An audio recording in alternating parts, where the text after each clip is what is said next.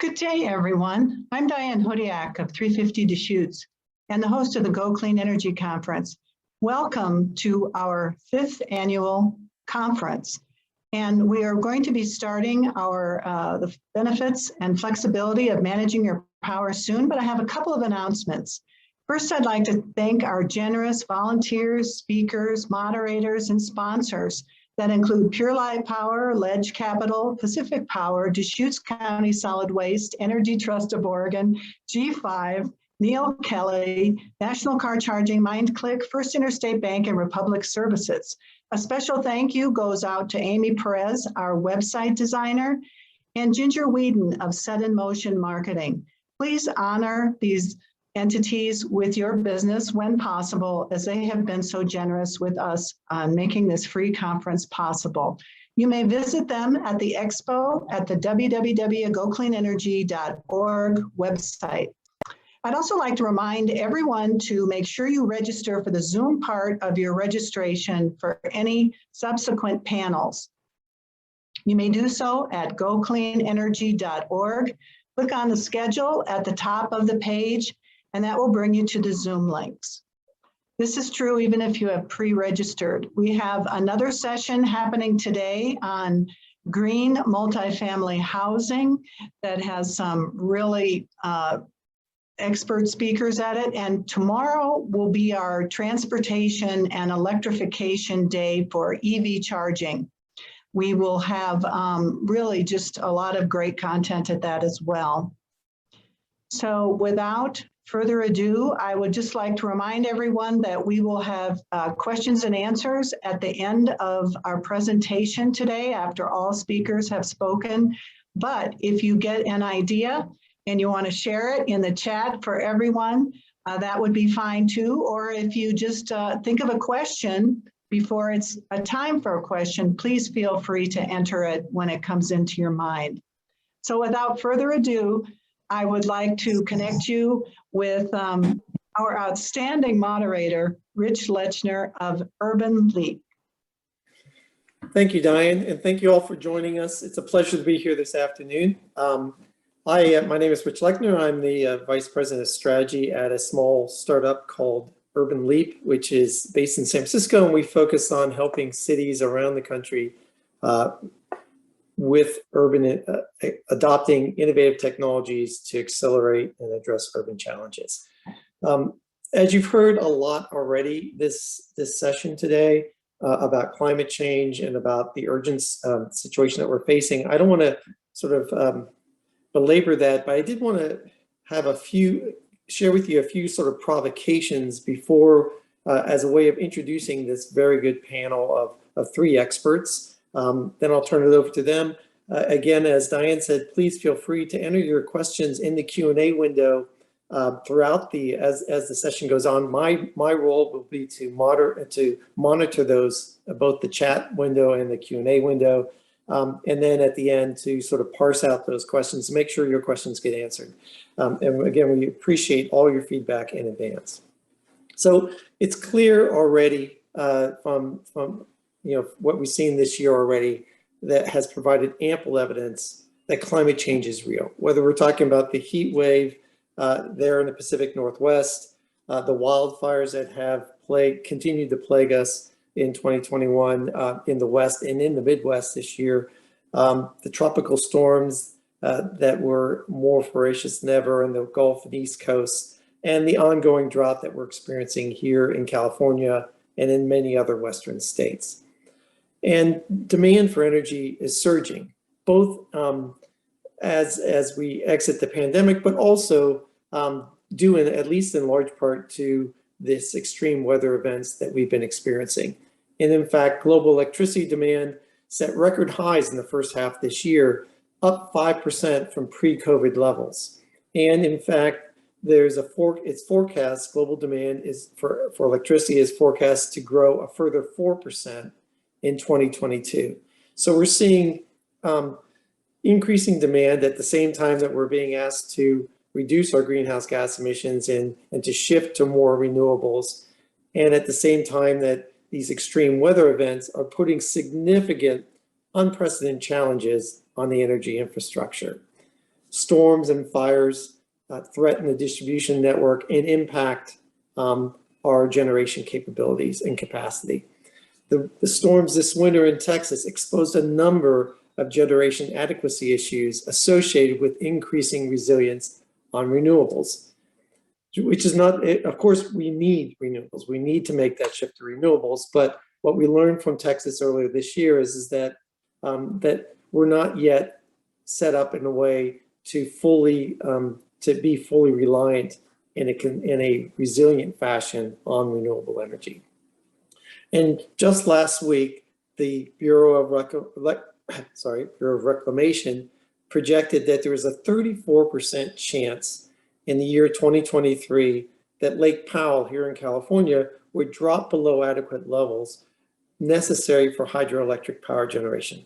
So we're forecasting a 34% chance that the second largest hydroelectric plant in the country would be unable to generate power at a time when we need continued demand, when demand is growing, and the need for renewables and clean energy like hydro is essential, and yet due to the ongoing drought conditions, that's at risk. So we see this confluence of challenges being presented, at least in part, due to the changes in weather patterns caused by global warming. At the same time, we're seeing the rapid adoption of EVs, and that's very germane to the conversation that we're going to be having in this panel today. In 2019, there were 320,000 new EV sales in the United States, and that's projected to grow at 50 to 60% compounded annually for the foreseeable future. In fact, IHS Markit, which is a very reputable analyst firm, put out a forecast report earlier this year that said that 32% of all cars sold in the United States by 2030 will be fully electric vehicles. That bodes well for President Biden's objective that he announced earlier last week in concert with the automotive industry of a shared goal that 40 to 50% of all new vehicles sold in 2030 would be either EVs or hybrid or hydrogen. So while that seems like a very ambitious goal, markets data would say that, in fact, if the forecast is true and the adoption rate continues, that in fact it is a very achievable goal. So that's the good news. And in fact, here on the West Coast, as usual, we're on the vanguard of these new curves, and EV uptake on the West Coast is 3 times greater than the national average. So that sounds all like great news, but at the same time, EVs present both opportunities and challenges to the energy infrastructure. First and foremost, they represent a significant new demand for electricity. In fact, Navigant Research has forecast that by 2030, it'll be 200,000 gigawatt hours annually, the demand for driven by EVs, and that number will spike significantly by 2045. At the same time, what we'll be hearing here shortly is that EVs represent a very interesting and exciting opportunity for distributed energy storage, which could help ameliorate some of the issues associated with the integration of renewables into our energy fabric. And finally, it represents a significant market opportunity. Vehicle grid integration revenue from grid service markets is expected to grow to $1.4 billion by 2030, again, according to Navigant Research. So you see that we face some significant challenge driven in large part by climate change and the weather pattern changes associated with that. We see the rapid rise of EVs and the opportunities and challenges that they present. And this panel was really about bringing those together to say, well, how can we leverage and take more control over actively managing power? And that's what the objective of this panel was. To do that in a very comprehensive way, we have 3 excellent speakers representing different perspectives of the industry. We'll have someone from the technology sector talking about innovative technologies, particularly about vehicle to grid integration. We'll have someone from the utility perspective, and then finally, someone from the utilities board perspective. because this isn't just a technology issue. It's a technology issue. It's a pricing issue. It's a regulatory issue if we're going to realize the full potential. So without further ado, I'd like to turn it over to Brian Zelis from Fermata Energy to talk about innovations in V2X. Brian? Hi there, everybody. I'm speaking to you from an electric vehicle infrastructure conference here in New York City. So on the other side of the coast there. I did want to follow up with what Rich said with just reading something that was posted in the Atlantic, and it talks about electric cars as being an inflection point. But there was a bullet point in here that I thought was really interesting. It says that 9% of new cars sold globally this year will be EVs or plug-in hybrids, according to S&P Global. And what I find remarkable about that is that it's up from 3% 2 years ago. And it refers to that as a staggering iPhone-like rise. The reason why I want to point that out is I remember when the iPhone came out, and then suddenly everyone had an iPhone. So I just want to point that out as it relates to electric cars. So I would like to share with you what Fermata Energy is doing to answer that call. What we are is we're a vertically integrated vehicle-to-X company. And fundamentally what we do is we take the embedded power inside an electric vehicle and we export it from the car to a home, a grid, or a building. And so I'm just going to cover a couple of those features in terms of what we do right now. Universally, it's not known, but the Nissan Leaf is currently the only bidirectionally enabled car in the United States that's sold. Next year, we're lucky to have the F-150 also be bidirectional, so that'll be the F-150 Lightning, as well as a number of other manufacturers that will have this capability that the Nissan Leaf does in terms of its ability to move power from the car to another resource. All right, so why vehicle to X? Fundamentally, what and by the way, we call it vehicle to X because vehicle to grid is sort of the universal term. That's what everybody understands this capability to be. But we call it vehicle to X because it is sort of beyond the grid. As I mentioned, it is also available. Will be available next year through a home product that we'll have available, as well as to a building. But the real intent of Fermata Energy was we don't believe that there's that range anxiety is the key thing that stops electric vehicles from being sold and adopted by most people. We believe that it's fundamentally that it's cost, right? And so what we believe that if we can find some way of monetizing the power that's in a car, that's built into a car in a battery system while it's parked and it's not being utilized, driving around, that we should be able to call upon that battery to supply either a revenue source or electric load. So, as electric vehicles increase on the road, we recognize that EV cost is a major is a major barrier to that. But we also want to increase increase renewable energy on the grid and be able to have some place for that power to go when the wind is blowing and when the sun is shining. What is vehicle X commercially available today? The answer is yes. Does it make money? The answer is yes. And how do we get started in doing that? Well, you need three things that need to happen for vehicle to grid or vehicle to X, as we call it, to happen. You need a bidirectionally enabled car. As I mentioned, there will be other vehicles available, but currently the only bidirectionally enabled vehicle sold in the United States is the Nissan Leaf. Although the Mitsubishi Outlander PHEV with CHAdeMO does have the ability to do it. And by the way, it is a CHAdeMO connector. Some Leafs, some of the older Leafs don't have this connector on it, but it's the larger of the two plugs that's on the front of your car. You also need a bidirectionally enabled off-board DC charger, which we couldn't find any a couple of years ago when we started asking electric vehicle charging companies to build one for us.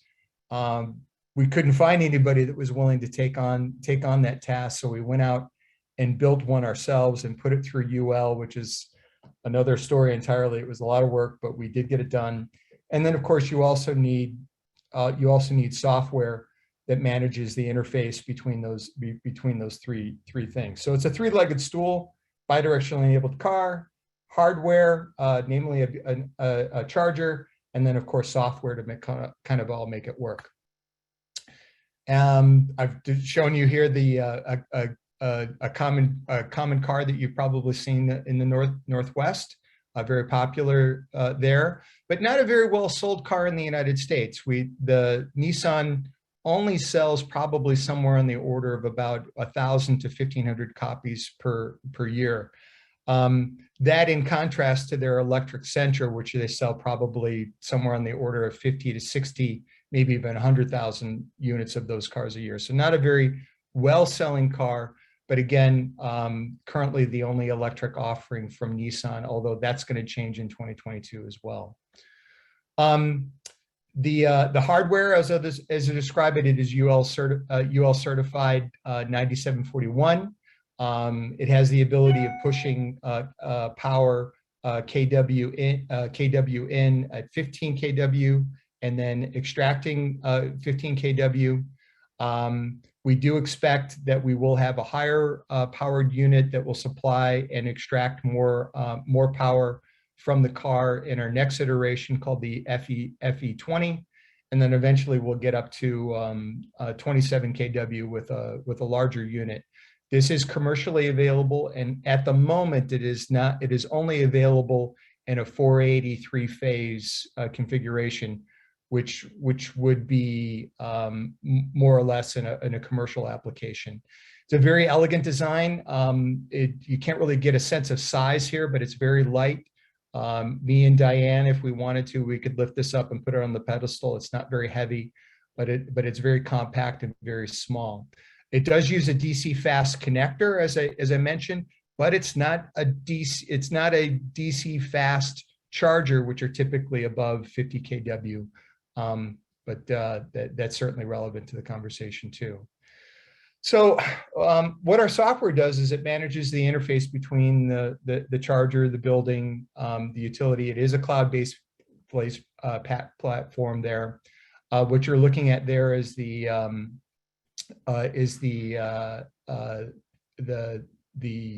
interface that would be customer facing, and what it's showing there is a lifetime savings of our contract manufacturer of about $513 when we instituted it. And I think at that point it had been running for probably about 2 months. So of course, this is just a snapshot. It's not a live screen, but you can see very clearly there that what it's delivered there is $187 worth of savings. Now, the savings that we're talking about is what we call peak shaving. Most folks in the United States, although that's less of prevalence in the Northwest, have high demand charges. So typically that can be anywhere from $15 or to a high of $31 in New York City, or in a place like Anchorage, Alaska, where, believe it or not, it's almost $45. And this can get very expensive when you're operating in situations of peak demand. In terms of relative storage of EV storage, the reason why this is significant, some of the detail is absent from this screen, but I'll just describe it for you in terms of what it represents. But the two bars there, one on the left, that describes or shows the amount of power available as storage capacity in the United States. The bar on the right represents the humble Nissan Leaf. What this bar depicts here is that the Nissan Leaf, the single car, where it tapped, is greater than the total availability of commercial storage in the United States. Now, what that represents is a great opportunity when you think about EVs as effectively rolling batteries or mini power plants or backup power or backup storage capacity. So were the all electric vehicles, were they to all have this capacity, the conversation about renewables and their capacity and their ability to provide power to the grid would be almost completely erased. And you can see here, as is depicted in these two bars, I think the left-hand side, I think that represents roughly about, I want to say 3 gigawatts of power. And you can see over on the right-hand side, that's quite a bit less. So in terms of application, so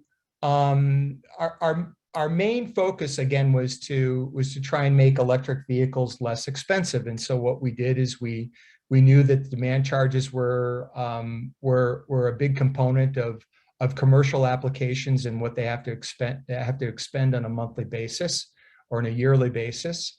And so what we did is we sought to find ways to export power from the Nissan Leaf, putting it behind the meter to reduce the load or reduce the peak and shave the peak for our commercial customers, and thereby saving them some real money.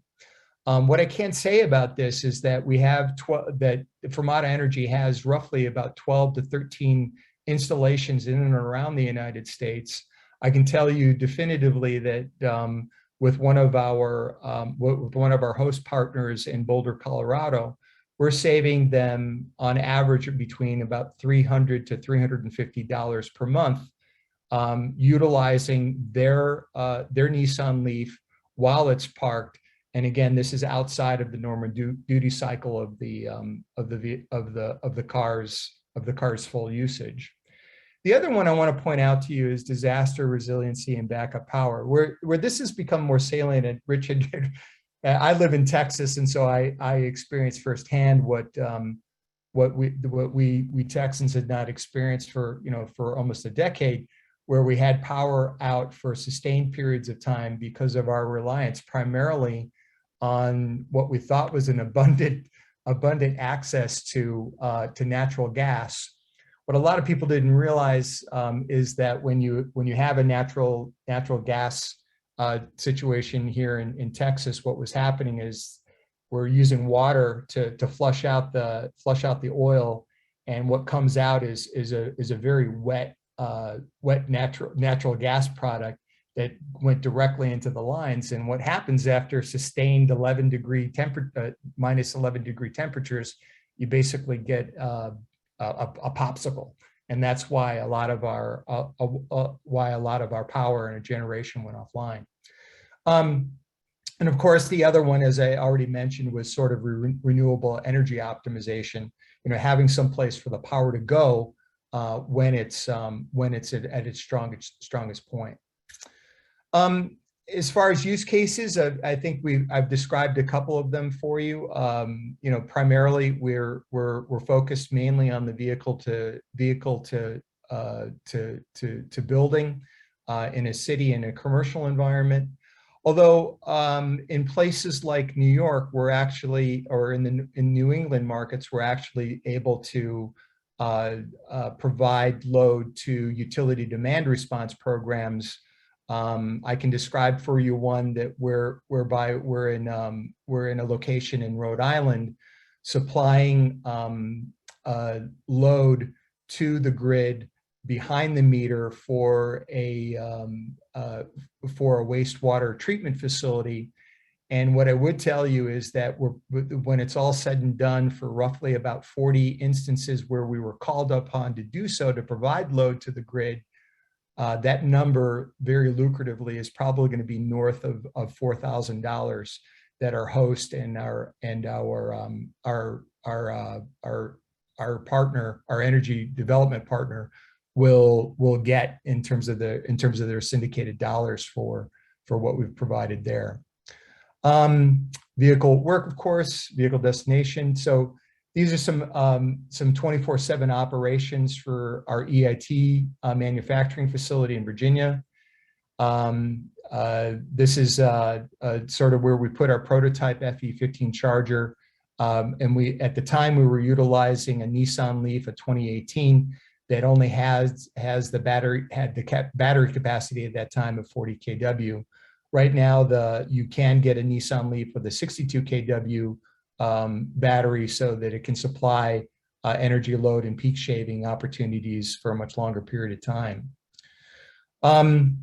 So what this is sort of like a stair step for what we project operating results are, and again, this is just talking about reduced demand or reduced peak shaving and reducing peak. But you can see there on the left-hand side, it shows that in Virginia we can expect to make around $4,500 per year. And when I say make, I don't mean necessarily Fermata Energy. What we're talking about is the host or the energy developer that has the car that is being able to utilize that. That number goes up to quite a bit more. We would project that we might be able to save a host or a Leaf owner in a commercial environment almost $9,000 a year, and you can see that sort of stair step. Keep in mind too that this is not including any kind of demand charge, utility demand charge response programs that we could provide and add to in terms of a value stream. So these are some of the pro forma analyses that we've done. You can see there that on the up at the top of the current operations in Danville, Virginia, we're basically saving around $200 per month, or a net just on the peak shave of around $2,200. And you can see down at the bottom that as we project and make our systems larger with our next iterations, that potentially we could make almost $9,000 for a user. Now, keep in mind that a Nissan Leaf is not expensive to lease.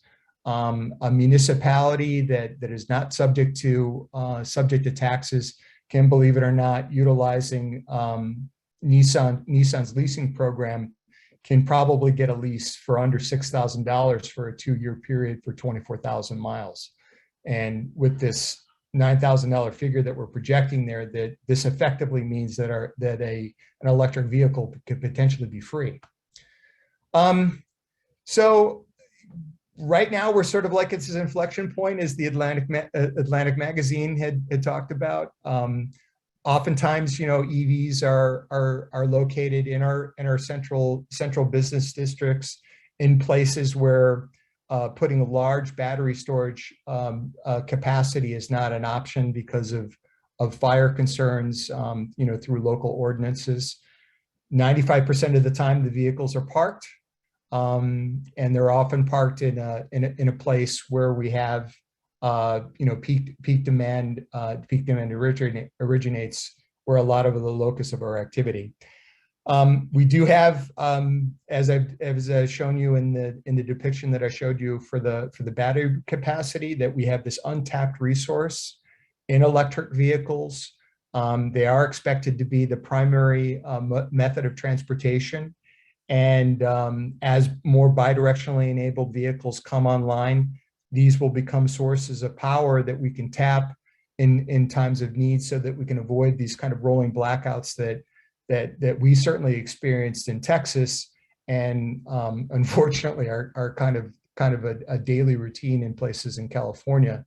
But don't expect that that's going to be isolated to just California. With more climate change and more demands on the grid nationally over in the United States, that is going to be more of a thing that happens on a much more regular basis.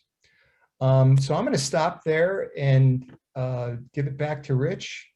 And I'm going to go on mute and wait for some questions and hopefully develop a more vigorous conversation about what we're doing here at Fermata and what our other partners are doing out in the space.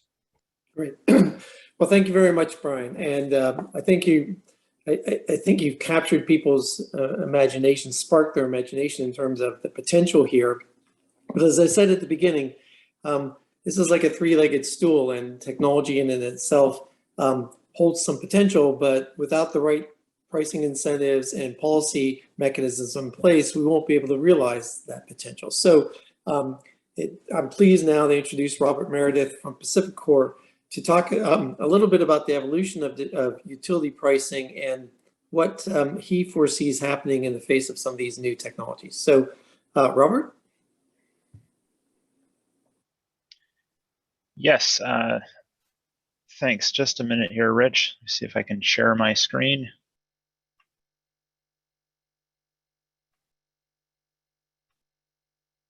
Can everybody see my screen okay? Yes. Okay, excellent. Good afternoon. My name is Robert Meredith. I'm the Director of Pricing and Cost of Service for Pacific Power, or also known as Pacific Corp. We're a large Western utility. We serve about 1.9 million customers across 6 Western states. We're known as Pacific Power in Oregon, Washington, and California, and as Rocky Mountain Power in Utah, Wyoming, and Idaho. And you can see this is just a quick map showing where we serve customers. It's kind of various different communities across those Western states. We have about 10 gigawatts of generation. We have a pretty large service area square mileage wise, and we are a wholly owned subsidiary of Berkshire Hathaway Energy.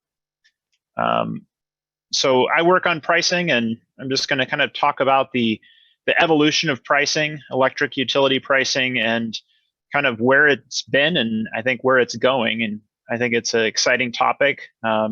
So just thinking about sort of your traditional utility pricing for a long time, it's been pretty basic. There's a basic charge. It's just a flat amount that a customer might pay per month. That might be $5 a month, $10 a month for a residential customer, might be something larger for a non-residential. An energy charge, which is just a price per kWh. And then for non-residential customers, demand charges, which are a charge that's based upon some measurement of peak kW usage within the month. And for just a really long time, this has been just kind of the way things have been. It's been limited by the meters that we've had. The meters have been just pretty standard, simple, dumb type of meters that have had, maybe 2 to 4 registers on them. So not a lot of information to glean from to be able to make decisions to bill customers. And that's been what utility prices have been for, many, many decades. Why does that price matter? Why does the particular mode of the way that we charge for electricity matter? I think it matters for a number of reasons. I think one of the big ones is that customers fundamentally, at least a lot of them, make decisions based upon what they pay for electricity. They make choices. They invest in conservation, so they make choices around the lighting, around the type of HVAC equipment that they're installing. They're also more and more making choices about the way that they drive, like we spoke about earlier, and whether they choose to have a vehicle that's fueled with electricity or with gasoline. And then also, they also make choices about heating and whether they're going to use electricity to get a heat pump or whether they're going to choose a fossil fuel alternative for that heating. On the utility side, matters a lot for us as well, because if we can send the right price signals to customers that encourage them to use the system more wisely, that's going to bring down costs. And it's also going to help us with renewable integration. And particularly, that matters for the timing of when customers use energy. The timing is absolutely critical in terms of being able to tell customers the right information about the power that they're using. So what are some of the considerations? We're a regulated utility, and so we can't just make changes to our prices without having a the commission approve those, and so there's generally a pretty robust stakeholder process that comes about to change any kind of prices. And so here are some of the main considerations that we think about and other stakeholders think about when we think about setting utility rates. One big one is just cost causation. What's causing those costs to occur for the utility, whether that's energy costs or peak capacity costs. Another one is economic efficiency, or trying to encourage customers to do what is the most efficient with their power and to use that in a wise way. It kind of ties a little bit into cost causation. Simplicity and ease of use is another important one. We could come up with a very complicated and convoluted scheme for pricing utility services to customers, but that may be just simply untenable and too complicated. And ultimately, it's important that customers can understand what they're paying for with their electricity. Revenue sufficiency is another one, just making sure that there's enough revenue and enough money from that pricing to be able to fund the utilities operations. And then largely and more, I think policy implications are coming into play, just thinking about decarbonization, also thinking about concerns of equity and making sure that more and more I try to think about when we're setting prices, how do we make sure that those prices are not disproportionately impacting vulnerable communities. So those are many of the considerations. What is Pacific Power doing specifically about all of this, and how are we changing our prices? I'm very happy to say that we've got a lot of new time of use programs as of the beginning of this year that are in place. We've got a residential time of use program. We've got a non-residential time of use program for customers under a megawatt, irrigation time of use for farmers who are watering their fields to be able to if they're able to time that power usage for watering their crops. For over a megawatt, we have a new program, interruptible service, where customers will be paid some money to be on standby and to be ready to shed load if an event is called by the utility. We've also made some changes to some of just our default schedules. Over 1 megawatt customers have a mandatory time of use pricing for energy, and we've changed those hours. We've also made that differential larger between the on-peak and off-peak periods to incentivize those customers to be able to scale back energy at the right times. I'm also happy to say that we've lowered our basic charge for multifamily residential customers. And this was one of those opportunities where we were able to lower costs specifically as those costs were caused, and looking at apartments and some more dense customer configurations, we were able to show that there were definite economies of scale in terms of the facilities that were delivering power to those customers, and able to use that to have a lower basic charge for customers who live in multifamily homes. One other thing that we've been doing, and that we were able to start to do in the last rate case, is flattening of our tiered energy rates. Right now we have tiered energy rates, so you use more energy as you go over some threshold. In Oregon, that's 1,000 kWh. So if you use more than 1,000 kWh, it becomes more costly. We've been able to flatten that by 40% in this last year. We do see that as a way to be able to encourage electrification and do that in a way that we think is balanced, and do that gradually so that way there aren't impacts to customers. And then we've also done a pretty big redesign of our street lighting tariffs that we think will help promote LED conversion for municipalities and cities who have utility street lighting service. I'm going to share a very quick video. I hope that it works. That is about one of our time of use options, or really just about time of use and what we're doing. Can you hear the sound from that? If I play this? Hopefully. No. You can't hear the sound? No, we can see it. Okay, well, we'll skip the video. I don't want to try to meddle with that if it's not working. There's a video up on our website. It talks about how great time of use is and how it's something we heartily recommend that you consider. I'll just speak to some of the specifics. Hoping that would work, but that's okay. You can check it out on your own time if you're so inclined. But if you are a Pacific Power Oregon customer, I'd recommend that you do take a look at possibly our choice time of use program. Right now, standard residential rates are about 9 cents to 11.5 cents per kilowatt hour, depending upon what tier you fall under.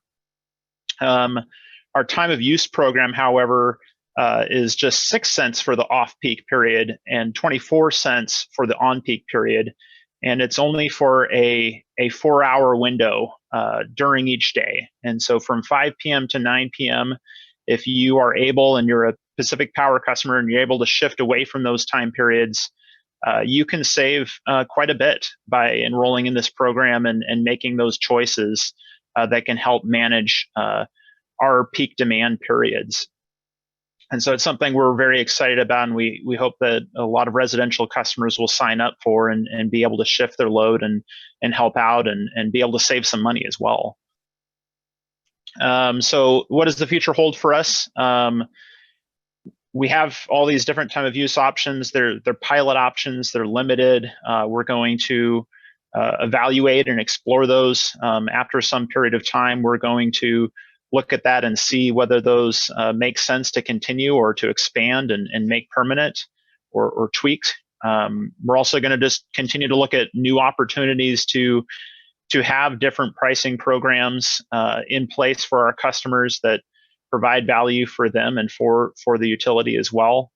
Leveraging technology where practical. So if we can be able to for example, with our smart meters now being able to have that information online and being able to see how you use power hour by hour, we think that's important, and we think that where we can cost effectively deploy technology to give customers better information about their power consumption, we think that's important. And I don't actually work on this side of things, but we are also, I think, looking at, and I think we're actually pursuing demand response programs right now for Pacific Power, which is really exciting to me. And these are programs where customers can reduce load and then earn incentives as a result of that. And so we're very excited about that. And I think that details and exactly what that will be is probably coming in the not too distant future. So that's all I have. Great, great. Well, thank you so much. And now our final speaker is Bob Jenks from the Oregon Citizens Utility Board. And so I'd like turn it over to Bob, and then we'll move into the Q&A session. There are a couple questions already queued up, so thank you for that to those of you, and we'll get right into those after Bob's discussion. Okay, thank you. My name is Bob Jenks. I'm the Executive Director of the Oregon Citizens Utility Board, Oregon CUB. We're a nonprofit, membership-based organization that advocates for residential utility customers. It means we get involved in rate cases, utility planning, and policy issues such as EV policies and the shutoff moratorium that was imposed due to COVID last year. First, let me talk. I wanted to start by talking about EVs a little bit. An EV is a distributed energy storage device. I have a 2013 a plug-in hybrid at my house, and I charge the vehicle at night. And when I do that, I'm storing energy to use during the daytime. Currently, that energy is entirely used to offset gasoline, which ought to be a priority since transportation is Oregon's largest source of greenhouse gases. But storing energy is exactly what a car does when I plug it in. And my fuel is the equivalent of about $1 a gallon. And what we're going to see is as EVs grow in the system, And I agree that EVs are going to become the dominant vehicle as we go forward. California has already passed a rule that requires all EVs or prohibits selling internal combustion engines for light duty vehicles after 2035. And I would expect similar type policies will be coming to Oregon and the rest of the West Coast states. And as they grow, there's going to be a need, there's going to be a desire, or there will be a regulatory mandate for utilities to manage that load. It's called managed charging. And they'll do that because EVs will either become a large enough problem on the system, or the potential benefits of managed charging will be great enough that the utilities won't have any choice. EVs have a tremendous asset as a distributed resources, even if they aren't supplying power, even if they aren't doing vehicle to grid, because the EV is sitting there and you can manage the charging itself. Utilities spend a lot of money and effort managing the constant variation in loads and supplies. Clouds go over and reduce solar. Wind goes up and down. People turn their appliances off and on and off. If you look at the loads on a utility and resources, they're bouncing all over the place. Integrating renewables can be done with EVs. Essentially what it means is allowing the utility to adjust the charging up and down to counter that variation in supply and demand and flatten that load. And that creates huge benefits. 100,000 EVs on a system can go a long way towards flattening that load. And the way to think about it is the utility has a constant base level of EV charging on its system. It can move either up or down. It can either increase the charging of EVs and absorb more power, or it can reduce the charging of EVs and essentially take power back from the grid. It's not that much different from pulling from the car's battery, but it's essentially backing off the charging that would be done. But it's kilowatts of capacity that when you multiply them by vehicles is megawatts of capacity that's accessible to utilities. In Oregon, most of the EVs that are happening, most of the light duty EVs being purchased are going into the service territory of Portland General Electric. Over 60% of the vehicles are in that service territory.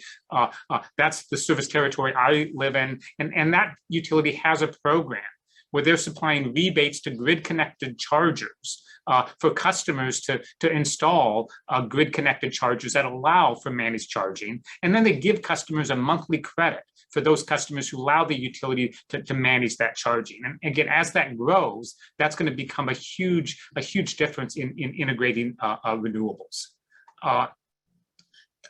All of this, in my mind, is a context for the fact that regulation is fundamentally changing, and the role of the regulator has fundamentally changed. When I got involved in this industry, it used to be big generating plants and energy efficiency and nothing else.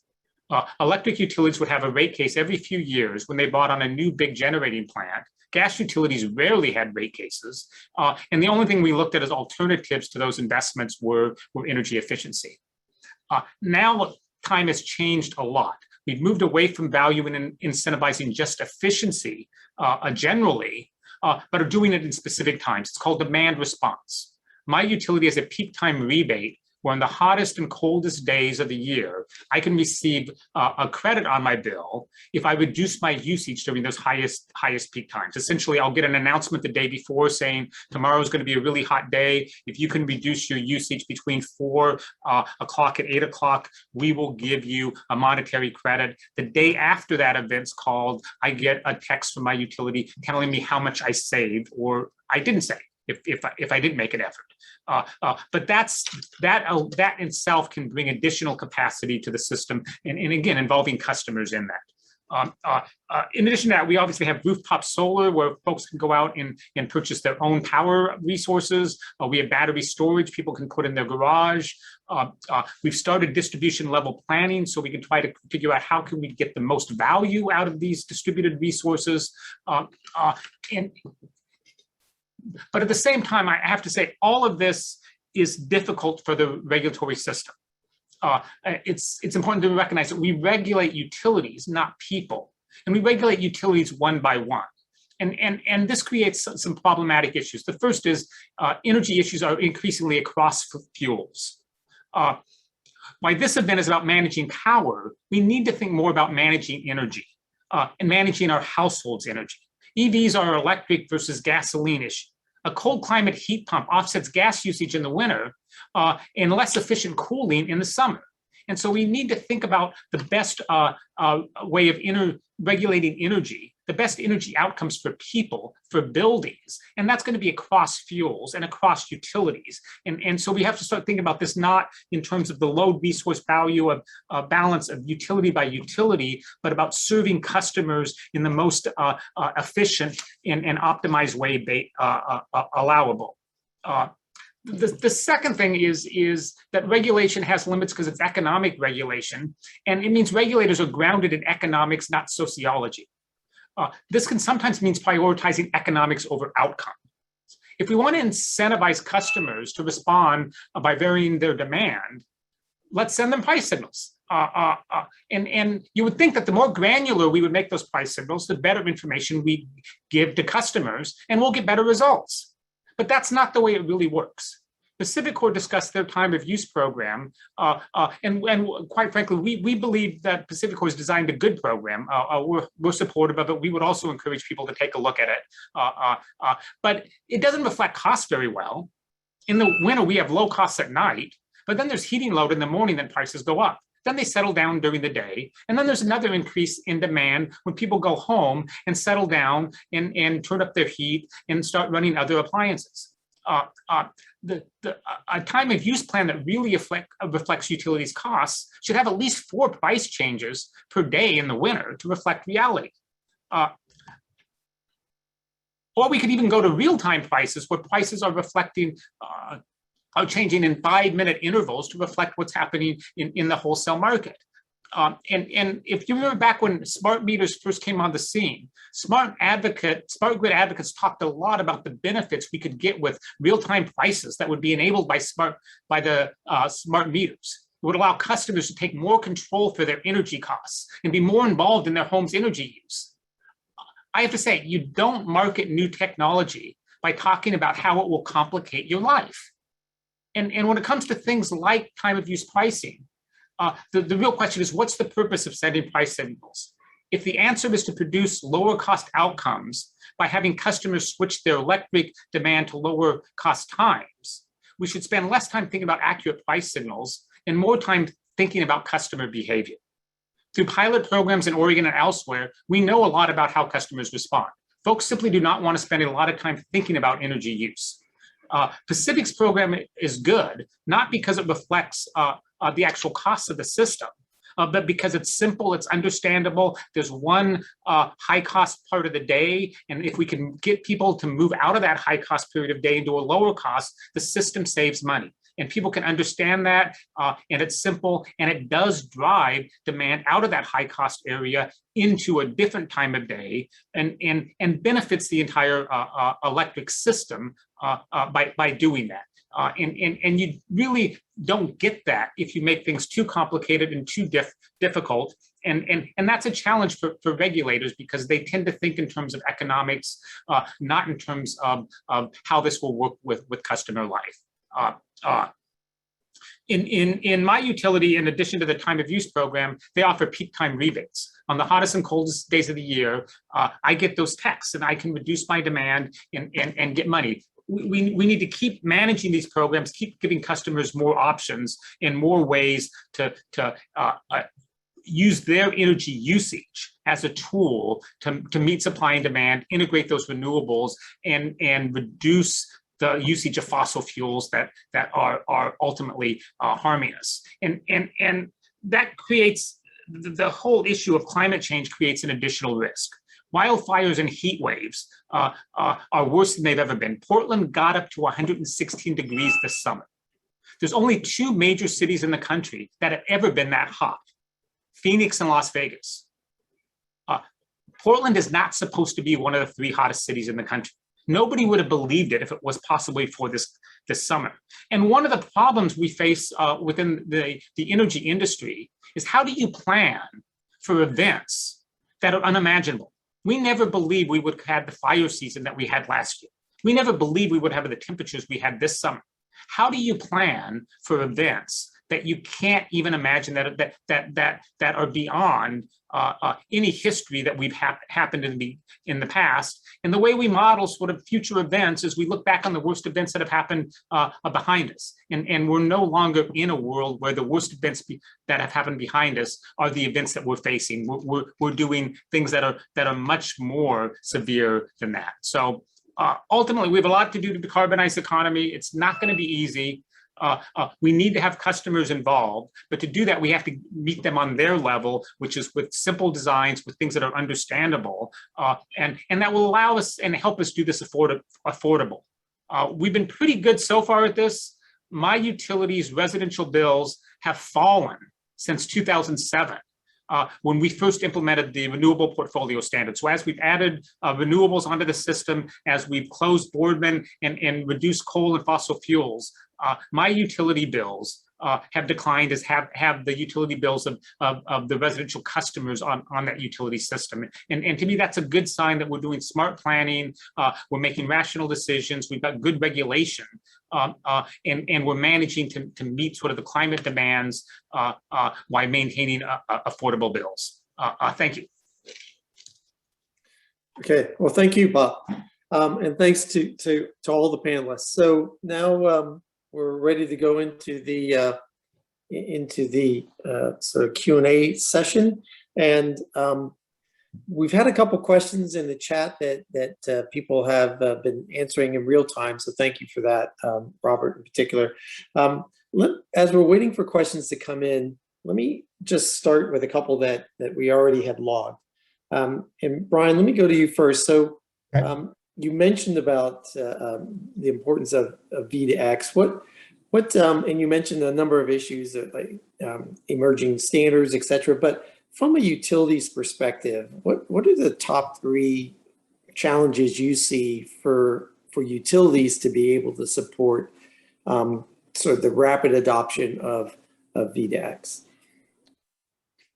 Well, what's unique about our situation is that we get insight to a lot of different utilities around the country. So I'll give you an example.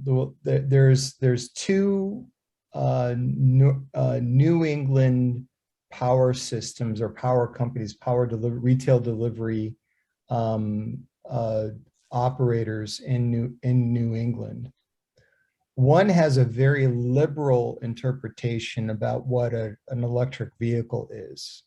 For all intents and purposes, an electric vehicle is a battery on wheels. It's dispatchable. You can drive it somewhere. You can recharge it and bring it back to the place where you need power. And this particular company does not care that it's an electric vehicle. Moreover, they don't care what resource it is, actually. They just understand it to be a battery. They're looking at what the output is. And so conversely, because of sort of like rule-based systems, the other power company, and I'm not naming names, has a much more rigid view about the way that about the way that the types of systems that we're deploying can be interconnected, right? So it's sort of like an openness and an absence of rigidity that I think that a company either has or it doesn't have, depending upon the way that they want to deploy assets. And so the ability to provide problem-solving solutions gets reduced when you have that kind of rigidity. So I think that's certainly one of them. We've successfully made interconnection agreements all over the United States, but we're precluded in places like California because our current charger does not meet a I think it's 1741 SA, I think is it, or what they call Rule 21.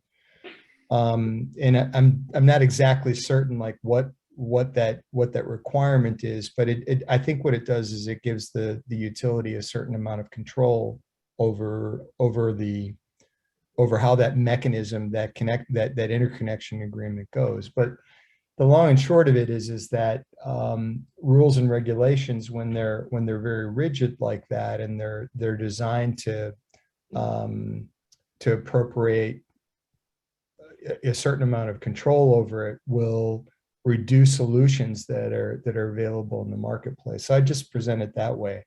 Nevertheless, our next iteration will be what's called Rule 21 compliant in California, and so our FE20 conceivably will be able to get an interconnection agreement with utilities in California and Hawaii. So that's one thing I'd probably say is probably the most predominant. It's about polity. It's about like where your company wants, where the company wants to go, and the ones that have an open interpretation about what a battery looks like. Well, the electric vehicle kind of makes sense, but if you don't have that kind of built into your DNA as a company, then that's going to be difficult to try and get people over that hurdle. So okay. And let me then bring Robert and Bob into the conversation on this next piece, which would be, you talked about demand response programs and bringing that from sort of the commercial into the residential space even. You talked about keeping things simple and understandable from the user's perspective. One of the things that wasn't mentioned was sort of the net metering as part of the pricing strategy, which is sort of where some states are more progressive than others in terms of compensating consumers for energy they produce or excess energy they produce. Here, but it's not yet uniformly or broadly adopted.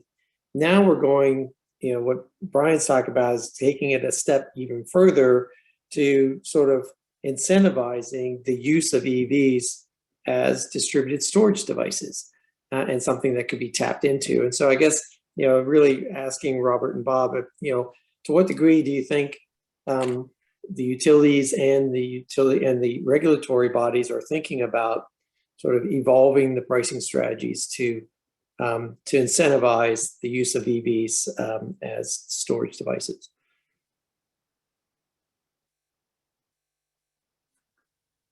I think I'll speak at least for Pacific Power. I think it's certainly something that we're thinking about quite a bit.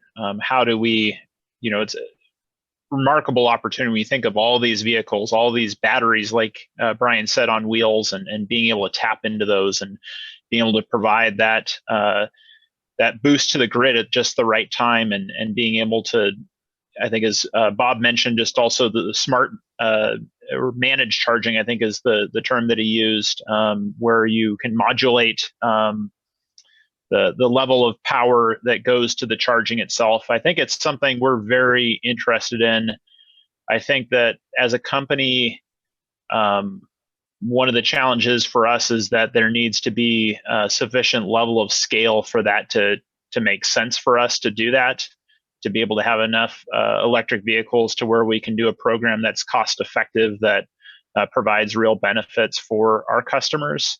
But I think it's something that we're always looking at. And I think once we get to that level, I think we're going to be very interested in pursuing that and making, really unlocking that possibility for our customers.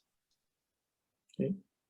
Yeah, no, this I think it's something that I think people are looking at down the road. I think managed charging is coming faster simply because all EVs can be hooked onto managed charging, and you can get a big bang for that.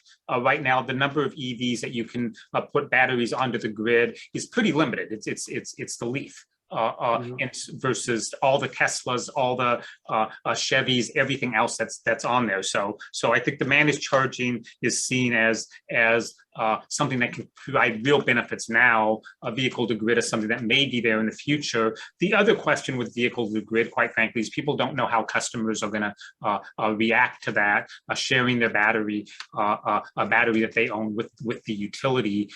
All of us have experienced when our iPhones start to get low, and suddenly batteries start to get low, and suddenly they start bouncing all over the place, and it'll go from an 80% charge to a 40% charge in a half hour. Very fortunately, Bob, electric cars don't. Right. No, I do understand that. that. I'm talking about people's attitudes. I'm not talking, again, people don't respond Right. to price signals entirely rational. They don't Sure. No, I respond to know what you're saying. technology Yeah. entirely rational. And we have 10 years of these experience with our iPhones. And so Right. what's missing is how customers will react to that sort of thing. Again, I have to say, I have an 8-year-old plug-in hybrid. Mhm. And I haven't lost a whole lot. My battery range has gone down a little bit. It Sure. hasn't gone down that much Right. after 8 years. These things are pretty robust. So I'm not, Right. again, I'm not trying to suggest there's a problem, but I'm trying to No, suggest all of of course this not. stuff.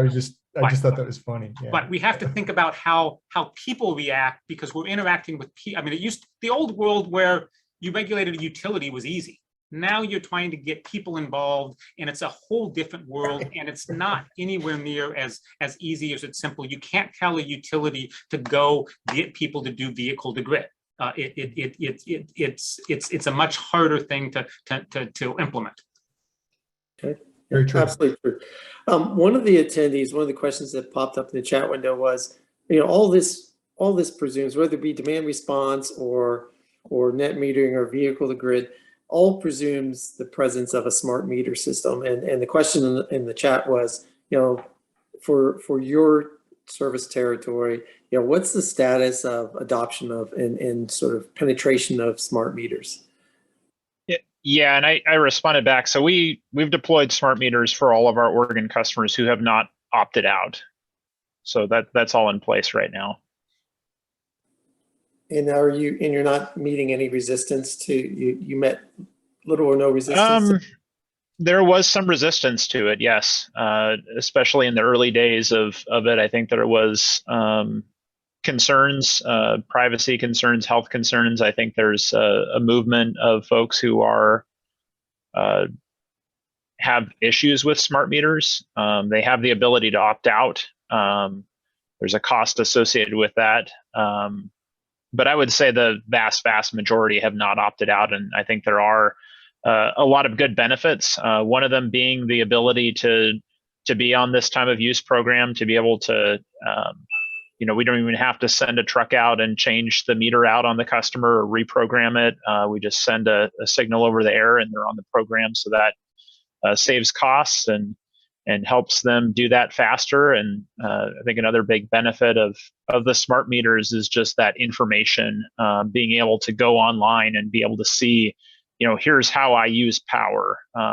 We think that's just a huge opportunity for customers to be able to look at that and understand that better, especially as they think about time of use. But I think just in general, thinking about energy efficiency, there's a big opportunity, once you go beyond just seeing, this is what I used month by month, for customers, if they want to dive deep into how they're using power hour by hour, that information is available to them when they sign in Pacific Power's website with their account. Great. Okay. Well, look, we're at 4:11. I promised Diane, that we'd stop at 4:12. So let me thank you all. And again, I think that to me, one of the takeaways to me is this analogy to the iPhone and where we're at in sort of EV adoption relative to the sort of the knee of the curve that we saw on iPhone. And if the curve follows similarly, and many of the analysts out there are predicting it will, then we're gonna need this sort of innovation on technology, process, pricing, policy, and human behavior. Thank you, Bob, for that point. Very true. Very, very quickly. Yeah. If we're going to realize the potential benefits and offset the huge sort of new demand that these EVs will represent on the grid in terms of charging requirements. So also here, let's de-emphasize the demand aspect of it, but the great opportunity for not creating any more asthmatic children. Let's look at the good stuff on there. Yeah, absolutely. There might be some heartache, but I mean, the government just didn't they announce that they want to take the 22 or 25 birds out of extinction because they're off the extinct list because they're already extinct. I mean, those are conversations we shouldn't be having anymore. Right. not as advanced as we are as a society. We just got to get Believe me, better. as the guy who had the first Tesla Roadster in all of Connecticut, I'm an early adopter, Right. but and I'm a huge believer in EVs. I can't wait for the rest of the country to catch up. So I'm looking forward to getting more fresh air like you can get in Oregon when there's not a fire. so with that, let me turn it over. Thank you again.